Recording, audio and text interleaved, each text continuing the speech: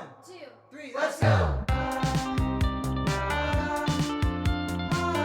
Hi guys, welcome to Sea Secrets. I'm Shelly. Hi guys, I'm Yang.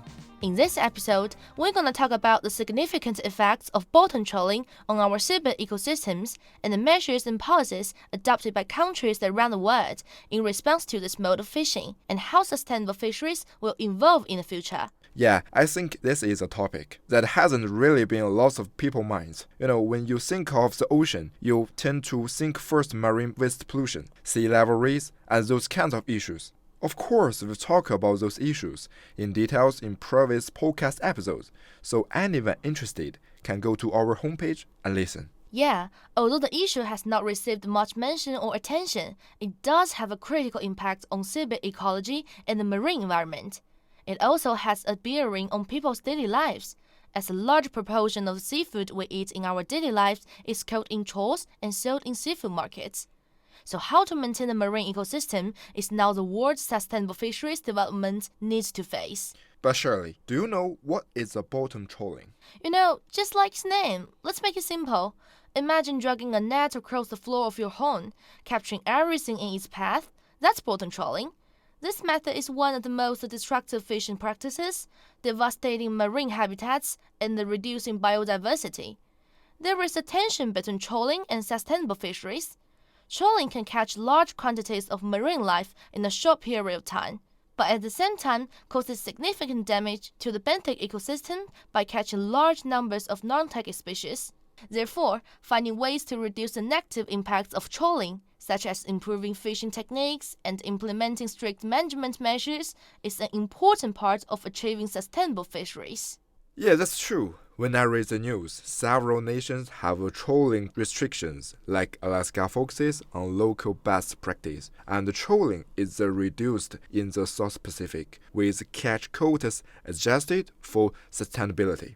Trawling is decreased in Europe, Japan, and other countries. Yes, I traveled to Iceland a couple days ago and find that Iceland is also a very seafood-rich country, with as many fish and chip shops on the roadside as in the UK. Yeah, Iceland's bottom trawling industry primarily targets a lot of fish species, include cod, haddock, redfish. Those species are crucial for both domestic market and international exports. Yes, and I also heard that in 2023, Iceland has issued a new policy to regulate and reduce bottom trawling. Icelandic Minister of Food has confirmed the regulation on protection measures for vulnerable marine areas and bottom ecosystems. The regulation defines 3 new areas in the country's waters where bottom trawling will not be allowed. In addition, areas that were previously included in the Iceland Natural Reserve Regulation have been entered into the same regulation. All fishing except manual fishing and pelagic fishing with the floating trawl and ring notes will be prohibited in these areas in the future.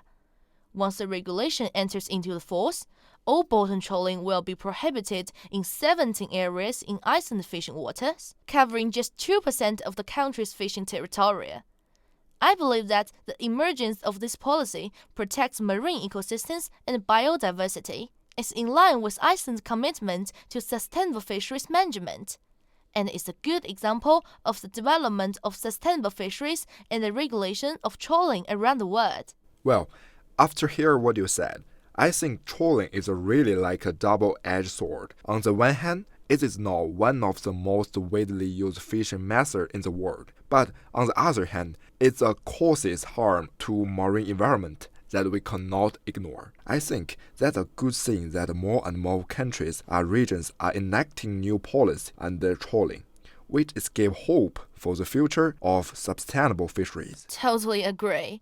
In the future, bottom trawling could undergo significant transformations or be replaced by more sustainable fishing methods. Innovations in technology might lead to fishing gears that minimize environmental impact, such as precision fishing techniques that target specific species and sizes, reducing bycatch and seabed damage, and additionally, advancements in underwater robotics and AI could enable selective harvesting, further reducing the ecological footprint of fishing. As awareness and regulation of marine conservation grow, these technologies could become standard, ensuring the health of marine ecosystems while sustaining fisheries.